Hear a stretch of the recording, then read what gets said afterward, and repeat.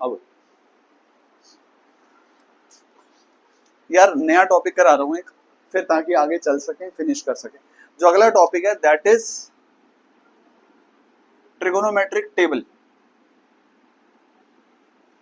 एक टेबल है, ये आपको लर्न करनी पड़ेगी। जो कर पाएगा वो बहुत अच्छी बात है, जो नहीं कर पाएगा वो पेपर में टेबल बना लेना। मैं टेबल बनाने का आज बहुत आसान सा तरीका समझाऊंगा, ठीक है। रेशोज कितनी थी हमारे पास टोटल? 6 रेशोज थी, है ना। उसी के कंटेक्स्ट में टेबल भी बनती है।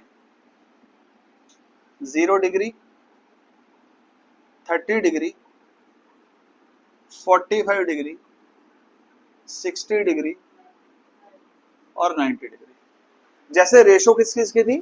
Sign theta, cos theta, tan theta, cosec theta, sec theta और कॉट थीटा। सिमिलरली अब वहां पे जो थीटा होगा ना, थीटा रिप्लेस होकर के आ जाएगा। जैसे यहाँ पे लिखेंगे, अगर मैं लिखूंगा यहाँ पे साइन, तो मैं बोलूंगा साइन थीटा की जगह बोलूंगा साइन 0 कितना होगा, मैं बोलूंगा साइन 30 कितना होगा, साइन 45 की कुछ वैल्यू होगी, साइन 60 की वैल्यू होगी और साइन 90 की वैल्यू होगी। ऐसे ही सबकी 6 के 6 की सबकी वैल्यूज होंगी। लेकिन खुशी की बात एक है, पूरी टेबल याद नहीं करनी पड़ेगी। टेबल याद कौन सी करनी पड़ेगी? अगर ध्यान से समझोगे तो सिर्फ साइन की टेबल याद करनी पड़ेगी, ना अपने दोस्तों की सुनना ज्यादा, क्योंकि इसके ना बहुत सारे वही जैसे पंडित बद्री प्रसाद वाले चोचले थे ना, ऐसे ही इसके अंदर भी बहुत सारे चोचले करे हुए। जैसे यूट्यूब ओपन करोगे ना, कोई कहेगा एप्पल की 5 फिंगर्स ले लो, ये थंब के ऊपर जितनी फिंगर्स है वो ले लो, नीचे जो फिंगर्स है, मतलब बहुत सारी चीजें। एक और मेथड कहा जाता है, कहता है यहाँ लिख दो 0 1 2 3 4, सबको 4 4 4 से डिवाइड कर दो और सबके ऊपर रूट लगा दो। तो हमें आती है वो ट्रिक्स भी, लेकिन वो यूज की कुछ नहीं है, ज्यादा करना पड़ा ना। देखो टेबल बनाने के लिए मैं पहले क्या बोला, 0 1 2 3 4 लिख दो, सबके नीचे 4 4 लिख दो और रूट लगा दो, तो इससे साइन वाली टेबल पूरी बन जाएगी। देखो देख लेते हैं, ये तो कितना है 0, तो 0 ही आ जाएगा। 1 का स्क्वायर रूट 1 होता है, 4 का स्क्वायर रूट 1/2 होता है। ये कट हो गया तो इसका आंसर आ गया 1/√2। √3 बाहर नहीं आ पाया रूट से, ये बाहर आ गया। 4/4 कट हो गया, 1 हो गया, तो आंसर बन आ गया। तो जब इतनी सारी चीजें याद कर सकते हो, तो ये 5 वैल्यूज नहीं याद कर सकते?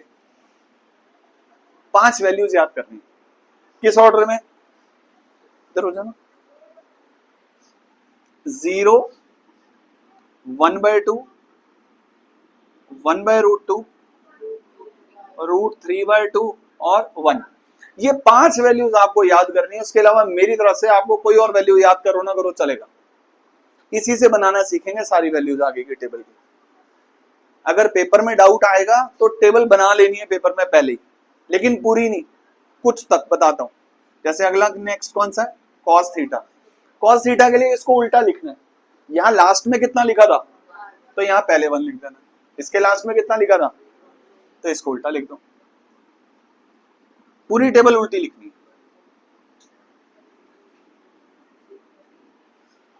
कॉस बन गया। नेक्स्ट क्या है? अगर आपको याद होगा, जब हमने रेशोज में एक बात पढ़ी थी, tan थीटा क्या होता था? tan थीटा होता है sin theta upon cos theta. तो सबके अपॉन करते जाते चलो। 0/1 कितना होता है? 0 होता है, पहली वैल्यू निकल गई। 1/2 अपॉन √3/2 कितना होता है? यानी कि अगर मैं मैथमेटिकल तो 2 से 2 कट हो जाएगा, इसकी वैल्यू कितनी आ गई? 1/√3। इसमें अगर आप ध्यान से देखोगे तो पूरा ही सेम है, 1 आ गया। इसमें 2 से 2 कटा, √3 आ गया, और 1/0 आया, यानी कि उसकी वैल्यू होती है नॉट डिफाइंड।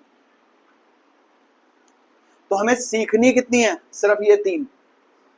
तो आप बोलोगे कि यार आनी तो 6 है हमारे पेपर में, वैल्यूज तो 6 आनी है ना हमारे पेपर में, तो 3 क्यों याद करनी है? क्योंकि कॉसेक क्या होता है? साइन का उल्टा। तो अगर मैं आपसे पूछूं कॉसेक 0 कितना होता है? नहीं, नॉट डिफाइंड। 0 का रेसिप्रोकल नहीं होता। तो कॉसेक 0 कितना है? Not defined. कॉसेक 30 कितना है?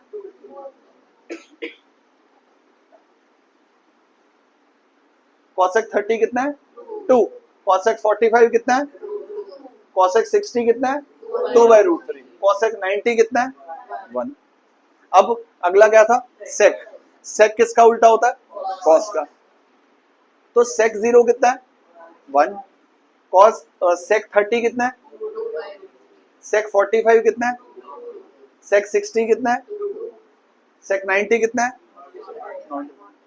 tan का उल्टा क्या होता है, cot, तो cot 0 क्या होगा, नॉट डिफाइंड, cot 30 क्या होगा, cot 45 क्या होगा, cot 60 क्या होगा, और cot 90 क्या होगा, 0। क्लियर है, नोट कर लो, सिर्फ ये 6 वैल्यूज याद होनी चाहिए हमें, 6 नहीं, 6 क्यों बोला मैं, एडिट कर देना। बहुत आसान टॉपिक है, बहुत ही आसान टॉपिक है, इससे निकल के ऑब्जर्व, दोबारा बोल रहा हूं, ये पहली लाइन याद होनी चाहिए सिर्फ साइन थीटा की।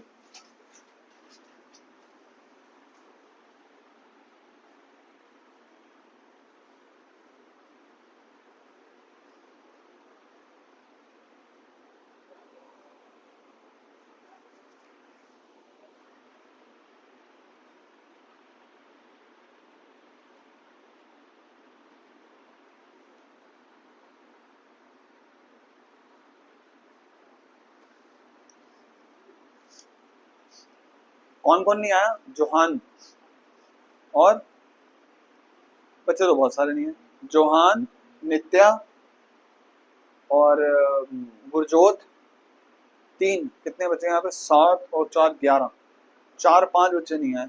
सुहावी आई है आज, आइए बच गई।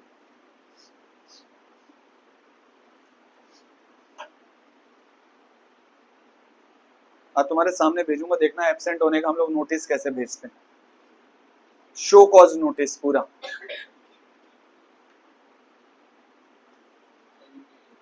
क्लियर, जल्दी बना।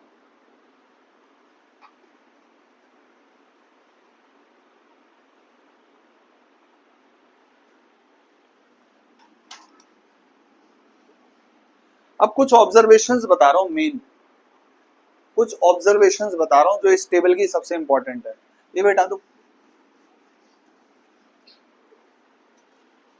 ये मैं आपको बोल रहा हूं इंपॉर्टेंट कुछ छोटी छोटी की नोट्स हैं, वो याद रखना। साइन 45 और कॉस 45 दोनों इक्वल होते हैं।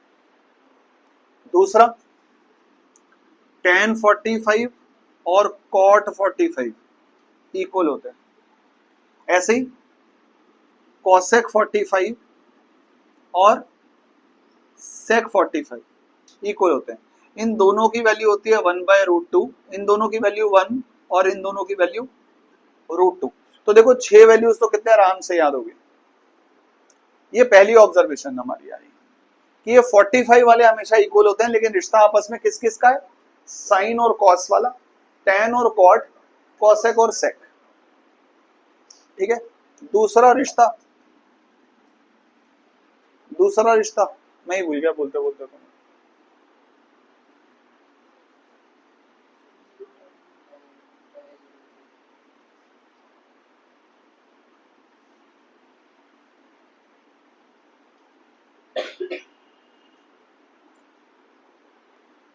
चलो दूसरा एक चीज अगर याद करनी है तो वही पहले चैप्टर से याद कर लो कि कॉसेक अलग से याद करने की जरूरत नहीं है। कॉसेक क्या होता है, साइन थीटा का रेसिप्रोकल। यानी अगर आपको साइन 60 की वैल्यू पता है तो आपको कॉसेक 60 की वैल्यू इजीली पता है, तो आपको कॉसेक 60 की टेबल याद करने की जरूरत ही नहीं है। देखो बड़ा, मैं अच्छे जो बच्चे हैं ना, मैं उनको कहूंगा कि ये टेबल याद कर लेना। अगर याद नहीं होगी ना तो पेपर के लास्ट पेज पे जाकर के ये जो 3 की बनाई थी मैंने, सिर्फ साइन कॉस और tan की, ये टेबल बनाने में 30 सेकंड्स लगते हैं सर। आपको बनानी नहीं ना सेक लिखना है, ना कॉसेक लिखना है, ना ही कॉट लिखना है, क्योंकि अगर आपने साइन लिखा हुआ तो आपको पता है उसका रेसिप्रोकल क्या है। ठीक है, दूसरी चीज, अगर मुझसे सेक थीटा पूछेगा तो वो क्या होगा, कॉस थीटा का रेसिप्रोकल। सिमिलरली कॉट थीटा जो होगा वो क्या होगा, tan थीटा का रेसिप्रोकल। सिंपल। हाँ, जो इंपॉर्टेंट ऑब्जर्वेशन थी जो मैं भूल गया था, वो ऑब्जर्वेशन क्या है, प्लीज ध्यान रखना।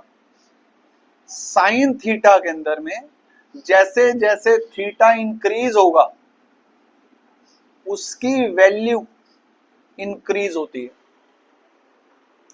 साइन में अगर मैं सिर्फ साइन का थीटा की वैल्यू को कंसीडर करूंगा तो जैसे जैसे साइन थीटा में थीटा बढ़ता जाएगा, यानी कि साइन 30 से पक्का साइन 60 ग्रेटर होगा, साइन 60 से साइन 90 ग्रेटर होगा पक्का। और इसका उल्टा किस में आएगा, कॉस में। कॉस में थीटा जैसे जैसे बढ़ता जाता है उसकी वैल्यू कम होती जाती है। ये लास्ट टाइम दीवार पे लिखा हुआ था क्वेश्चन, लेकिन फिर भी बच्चे 1 नंबर का क्वेश्चन इस बार गलत कराए थे। तो याद रखना है छोटी सी बात, साइन में जब थीटा इंक्रीज होगा तो वैल्यू इंक्रीज होगी, और साइन थीटा मैक्सिमम 1 होता है। 10th क्लास में हमें सिर्फ 90 डिग्री तक है और साइन थीटा की मैक्सिमम वैल्यू 1 होती है। कहां पे, 90 डिग्री पे। ठीक है, तो 3 ऑब्जर्वेशन बताई। पहली, सबसे पहली क्या थी, साइन 45 और कॉस 45 इक्वल, 45 वाले इक्वल होते हैं। और आपस में दोस्ती किसकी है, साइन और कॉस की, टैन और कॉट की, कॉसेक और सेक की, इनकी दोस्ती है आपस में। इनके 45 आपस में इक्वल होते हैं। नेक्स्ट बात जो रेशोज में भी यूज होती है, कॉसेक का रेसिप्रोकल होता है साइन, यानी अगर नॉर्मल भाषा में बोलूंगा ना आपको लेमन लैंग्वेज में, तो कॉसेक और साइन एक दूसरे के रेसिप्रोकल है। अगर आपको कभी साइन की वैल्यू दी हुई है उसका रेसिप्रोकल करोगे तो कॉसेक आ जाएगा, कॉसेक की वैल्यू दी हुई है उसका रेसिप्रोकल करोगे तो साइन आ जाएगा। सिमिलरली कॉस और सेक एक दूसरे के रेसिप्रोकल है, इसी तरह कॉट और टैन एक दूसरे के रेसिप्रोकल्स है। एक ऑब्जर्वेशन और हमने क्या पढ़ी थी कि साइन थीटा में जैसे जैसे थीटा इंक्रीज होगा उसकी वैल्यू इंक्रीज होती जाती है, ठीक है, और कॉस थीटा में वैल्यू डिक्रीज होती जाती है। एक और इंपॉर्टेंट सी बात अगर आप समझ पाओगे तो, अगर आप देखो साइन की वैल्यू तो याद कर ली ना, साइन तो याद होगी, अब मैं उन्हीं 5 से बाकी वैल्यूज भी याद करूंगा। अगर मैं आपसे बोलूं कि cos 60 इसकी वैल्यू बताओ कितनी होगी, ये सिर्फ एक ट्रिक है याद करने की कि आप मन में सिर्फ 5 वैल्यू से वैल्यूज कैसे निकाल सकते हो। मैंने वैल्यू किसकी पूछी, cos 60 की। अब एक छोटी सी बात है यहाँ पे समझने के लिए बता दो, अगर ये एंगल 90 डिग्री का है तो बाकी दोनों एंगल का सम कितना होता है, 90। तो अगर मुझे cos 60 की वैल्यू बतानी है तो मैं 30 बता दूंगा, किसकी, साइन का 30 बता दूंगा तो वही cos 60 होगा। मुझे cos 60 की वैल्यू बतानी है ना, और 60 प्लस 30 जो होता है वो क्या होता है, 90 होता है। तो ये दोनों बाकी जो होते हैं ना कॉम्प्लीमेंट्री एंगल्स होते हैं। एक्चुअली पहले हमारे में ना एक कॉम्प्लीमेंट्री रेशियोज का एक टॉपिक था जो डिलीट हो गया, ठीक है। ये सिर्फ समझाने के लिए बता रहा हूं कि अगर मैं आपसे बोलूं कि cos 30 की वैल्यू कितनी है, अगर मैं आपसे यहां पे बोलूं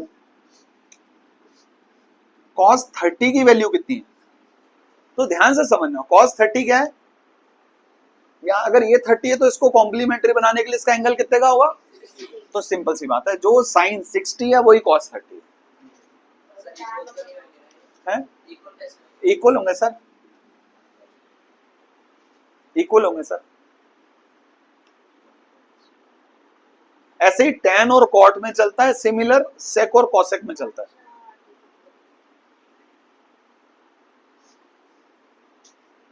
ये दोनों इक्वल होंगे पक्का, ठीक है। और अगर मैं आपको नॉर्मल बताऊं तो tan को याद करने के लिए ना तो बड़ा आसान ही है। tan में दो ही वैल्यूज यूज हो रही है सिर्फ, √3 वाली वैल्यू यूज हो रही है। 30 पे 1/√3 है और 60 पे √3 है, और tan 45 1 होगा। ये बहुत काम आती है बात, अभी आगे क्वेश्चन आएंगे उसमें बहुत काम आएगी। सिमिलरली इसमें उल्टा है, कॉट का 30√3 ऊपर होता है और ये 1/√3 नीचे होता है, और ये 1 होता है। तो बात वही आई, tan 30 और cot 60 इक्वल है सर। मैंने बताया ना अभी, ये आप लोगों को लगेगा क्यों है, जब 11th क्लास में जाओगे ना वहां पे आ जाएगा टॉपिक, जो यहाँ डिलीट हुआ है वहां टॉपिक आ जाएगा। That is known as complementary ratios या कॉम्प्लीमेंट्री एंगल्स को लेकर के, वो एक ऐसी चीज होती है। साइन 90 माइनस थीटा जो होता है वो कॉस थीटा के इक्वल होता है। मैं वही यूज कर रहा हूँ और कुछ यूज नहीं कर रहा। ये बता नहीं रहा हूँ इसलिए बता पा रहा क्योंकि ये डिलीटेड है हमारे 10th के सिलेबस में से। अगर पुरानी एनसीईआरटी उठा के देखोगे तो उसमें थर्ड एक्सरसाइज ये थी। अब हमें टेबल में कौन से क्वेश्चंस आएंगे, सिर्फ 0 डिग्री, 30 डिग्री, 45 डिग्री, 60 डिग्री और 90 डिग्री के क्वेश्चंस आएंगे, सिर्फ इतने से क्वेश्चन आएंगे। अब एक चीज खेलते हैं, बंदी कर रहे थे, बहुत है।